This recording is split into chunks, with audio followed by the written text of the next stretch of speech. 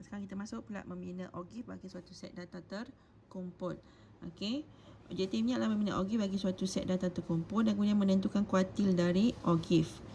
Okey, OGIF dan langkah membina OGIF. Okey, hari tu kita dah belajar macam mana langkah untuk bina histogram dan poligon kegerapan. So, sekarang ni kita akan pergi kepada bagaimana untuk membina OGIF. Okey, selain daripada histogram dan poligon kegerapan, suatu taburan kegerapan boleh dipamerkan dengan melukis lengkung kegerapan longgokan. Lengkung ini dikenali sebagai OGIF. OGIF dilukis menggunakan kegerapan longgokan dan ia akan menghasilkan graf berbentuk S. Okey, sebabnya kan hari tu saya dah tunjuk kalau kegerapan longgokan tu dia semakin meningkat. Jadi dia akan berbentuk S macam ni. Dan saya ada cakap hari tu, okey, nilai terakhir untuk kegerapan longgokan tu adalah nilai paling maksimum bagi sesuatu data yang paling tinggi. Kalau dia kata sampai 40, so dia memang akan berhenti betul-betul tepat pada 40. Okey, ia berguna untuk menentukan kuartil dan persentil. Okey, kita akan tengok nanti apa maksud kuartil, apa maksud persentil. Okey, langkah-langkah untuk membina OGIF. Okey, ada 4 langkah. Iaitu yang pertama, tambahkan satu kelas sebelum kelas pertama dengan kegerapan sifar. Okey, kemudian cari sempadan atas dan kegerapan longgokan setiap kelas. Okey, yang ini maksudnya dia memang akan pakai kegerapan longgokan dan sempadan atas.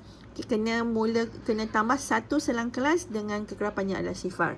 Okey, sebab dia nak bermula daripada bawah. Mungkin dia mesti mula pada kosong. Okey, kemudian pilih skala yang sesuai. Bagi paksi mencacang yang mewakili kegerapan longgokan dan paksi mengufuk yang mewakili sempadan atas. Okey, biasanya kalau skala ni tak ada masalah lah. Sebab dalam soalan dia memang dah terus bagi tahu awak skalanya berapa. Dan plotkan kegerapan longgokan dengan sempadan atas yang sepadan dan lukiskan lekung licin yang melalui setiap titik berikut. So, maksudnya kat sini, yang histogram dengan poligon kegerapan hari tu awak akan pakai pembaris. Tapi yang ini awak tidak boleh guna pembaris.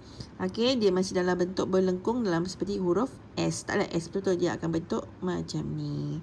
Okey, kuartil bagi suatu set data terkumpul dengan bilangan data N, kuartil boleh ditentukan daripada OGIF. Iaitu dia ada kuartil 1, kuartil 2 dan kuartil 3. Ialah nilai-nilai yang sepadan masing-masing dengan kegerapan longgokan. Okey, kuartil 1 adalah N per 4. Kuartil 2 adalah N per 2 dan kuartil ketiga adalah 3N per 4. N itu adalah bilangan data. Maksudnya bilangan data kalau kata tadi dia ada 40. Okey, so kuartil yang pertama dia adalah 1 per 4 darab 40. So dia adalah pada yang ke-10. Okey, kalau 2 maksudnya setengah. So yang ke-20. Kalau 3 per 4, so awak kiralah 3 per 4 darab 40. So dia yang ke-30. Okey, kita tengok contoh. Jadual kegerapan di sebelah. Okey, menunjukkan maklumat kandungan garam yang terdapat dalam 60 jenis makanan. Dia suruh bina satu OGIF untuk mewakili data tersebut. Dengan menggunakan OGIF yang dibina, tentukan kuartil pertama, median dan kuartil ketiga. Okey, so ni dia punya jadual dia, iaitu selang kelas dengan kegerapan dia. So, bila dapat soalan kalau dia kata suruh buat OGIF, yang pertama awak kena, tapi biasanya nanti soalan dia akan bagi, ini memang dia terus wujud lah. Dia dah ada. Awak kena lengkapkan saja. Kalau tak ada, awak kena buat. So, maksudnya awak kena ada sempadan atas dengan kegerapan longgokan. Sempadan atas awak dah tahu. Okey, dia mesti. Okey, tapi sebelum saya terlupa, mesti tambah satu selang kelas yang baru dengan kegerapannya adalah kosong. Bila nak buat OGIF, mesti ingat itu.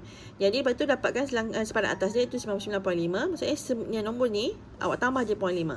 Okey, kegerapan longgokan dia, yang pertama salin balik. Lepas tu kosong campur 4. Dapat 4. 4 campur 11 dapat 15. 15 campur 15 dapat 30.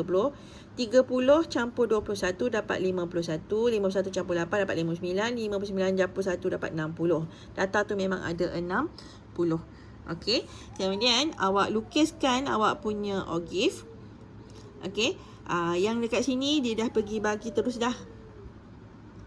Okey. Awak tengok. Okay, saya tutup ni sikit kejap ya.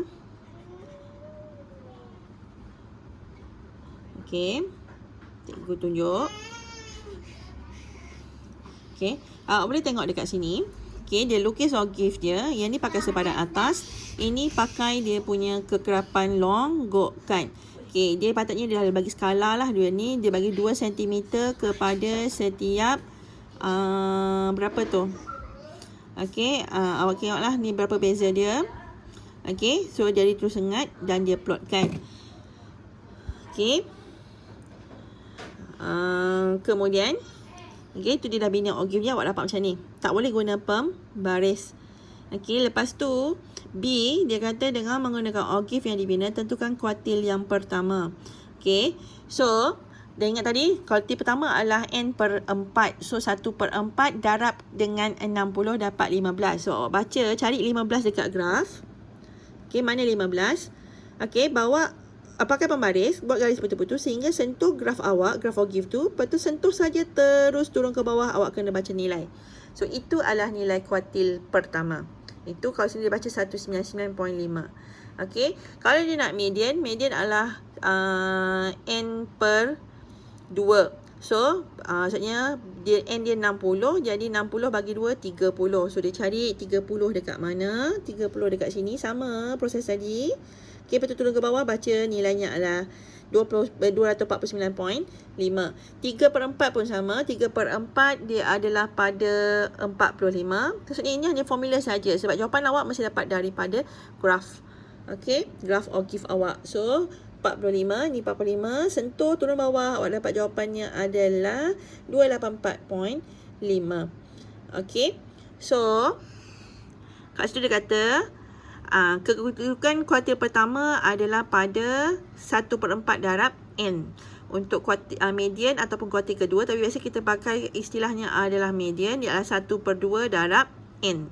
Dan yang kuartil ketiga adalah 3/4 darab N. Okey, kat situ ada juga note dia kata memori. Kuartil adalah nilai yang membahagi satu set data kepada 4 bahagian yang sama. Okey, setiap set data mengandungi 3 kuartil, itu kuartil pertama, kedua dan ketiga. Kedua itu adalah median. Kuartil pertama juga dikenali sebagai kuartil bawah, ialah nilai tengah bagi separuh bahagian bawah data sebelum median atau kuartil yang mengandungi 25% data. Kuartil kedua yang juga dikenali sebagai median ialah nilai tengah bagi satu set data, dan kuartil ketiga yang juga dikenali kuartil atas ialah nilai tengah bagi separuh bahagian atas data selepas median atau kuartil yang mengandungi 75% data. Okey, boleh tak? Okay, so histogram longgokan dan ogive boleh dibina menggunakan jadual kekerapan longgokan. Okay, histogram longgokan dibina seperti histogram yang telah anda pelajari, tetapi paksi macam-macam diwakili oleh kekerapan longgokan. Okay, maksudnya ogive ni pun boleh dapat sebenarnya daripada histogram. Cuma kalau awak tengok cara dia lukis, dia ambil daripada, okay, kalau yang poligon kekerapan dia ambil di tengah-tengah, betul? Okay, yang ini tak. Dia ambil daripada mula sini ke ujung ni disambungkan. Dan dia punya, kalau yang histogram sebelum ni untuk poligon kekerapan, dia pakai yang di sini adalah kekerapan, tak ada istilah kekerapan longgokan. Yang ini dia pakai kekerapan longgokan. Okey. So, persentil, kita dapat menganalisis suatu data besar dengan lebih mudah dan berguna apabila kita membahagikan data tersebut kepada bahagian-bahagian lebih kecil yang dinamakan sebagai persentil. Persentil adalah nilai yang membahagikan satu set data kepada 100 bahagian yang sama dan diwakili dengan P1, P2, P3, P99 sampailah P100. Okey, sebab ni sebenarnya dalam soalan, okey, kalau dia kuartil, dia, tak ada masalah. Kuartil ni awak belajar dia ada kuartil pertama, kedua, ketiga dan keempat. Keempat kita tak pakai. Biasanya kita ada jurat antara kuartil. Okey, dalam ni dia tak disebut. Nanti kita tengok mungkin ada dalam kemudian nanti ada jurat antara kuartil lah. Okey, tapi kalau kuartil ni maksudnya dia bagi kepada 4 sukuan awaknya graf. Okey, tapi kalau persentil ni untuk peratusan. Jadi maksudnya dia bila ada soalan kadang dia akan bagi macam ni. Okey, awak tengok. Ini pun tak menunjukkan sangat lah. Sebab ada soalan yang sebelum dalam SPM dia minta kata 30%. So kat mana 30% tu? Jadi awak kena kira 30%. Okey, awak kena cari dekat mana benda tu berada dekat graf awak. Okey, itu maksud persentil. Tu beza antara ogive dengan ogive. Kuartil dengan persentil. Kuartil dia bahagikan graf itu kepada 4 bahagian sahaja. Persentil dia bahagi kepada 100 bahagian. So kita tengok contoh 8. Ogive di sebelah menunjukkan skor ujian kecerdasan yang dilakukan oleh calon yang ingin memohon jawatan di sebuah syarikat. Berdasarkan ogive tersebut, cari persentil yang ke-10 dan persentil ke-46. Okey, hanya calon yang memperoleh persentil ke-92 dan ke atas akan dipanggil untuk temuduga. Apakah skor minimum yang perlu diperoleh seorang calon untuk layak menerima panggilan temuduga? Dan C, berapakah persentil calon yang mendapat skor 57 dan ke bawah? Okay, so bila kata persentis 10, ni awak nampak maksudnya dia adalah 10%. So 10% daripada jumlah kekerapan iaitu 10%. 10% adalah 10% darab dengan sebab benda tu sebenarnya maksimumnya dia dah kata untuk berapa? Untuk 50. Okay. Jadi dapat 46.5. So 46.5 baca juga cari kat sini 46.5. So baca kat bawah tu jadi jawapannya okey daripada OGP, okey. 46.5 dia dapat ni 5, 10% darab dengan 50 dapat 5. So dia cari 5 kat mana? 5 kat bawah jadi dia baca 46.5. Kalau dia kata yang untuk persentase ke 46. So 46 darab dengan 100 darab dengan 50. So dapat 23. Cari sama juga macam tadi je. 23. Mana 23 kat sini? So dia sampai je dekat graf. Dia baca dapatlah 63.5. Okay. Kalau B dia kata untuk persentase 92. Okay. 92% pada jumlah kekerapan adalah sampai 46. So P92 cari kat sini. 46. Dapat 77. Oleh itu, hanya calon yang mempunyai skor minimum 77 dan ujian kecerdasan itu akan dipanggil untuk temu duga. Okey, yang C, berapakah pertanyaan calon yang mendapat skor 57 dan ke bawah? Okey, skor 57 dan ke bawah. Okey, skornya 57 dan ke bawah. Mana 57 dan ke bawah? Awak cari 57 kat mana? Tengok ada 15. Daripada sini pula baca terbalik. Kalau ni tadi sini ke sini. Ini daripada sini sebab ni yang skor. So baca pada skor sebab dia nak 57. So awak cari 57 kat mana? Sini 57. Okey, baca dapat 15. Jadi nak cari berapa persen? So 15 per keseluruhannya 50 darab dengan 100. So dapat 30%. Okey, data ni awak kena baca. Dia memang sampai 50 je. Sebab tu dia N dia memang 50. Okay, tapi biasanya kalau soalan, biasanya dia akan nyatakan bahawa dia data dia terus maknanya ada berapa. Okey. Dekat bawah ni awak boleh tengok. Dia kata persentase ke-25 juga dikenali sebagai kuartil pertama. Persentase ke-50 sebagai median. Dan persentase ke-75 sebagai kuartil yang ke-3. Okey. Boleh? Sebab bila bahagi dengan 100... Kan kuartil yang pertama, kalau dia 1/4 darab dengan 100, so 25. Okey.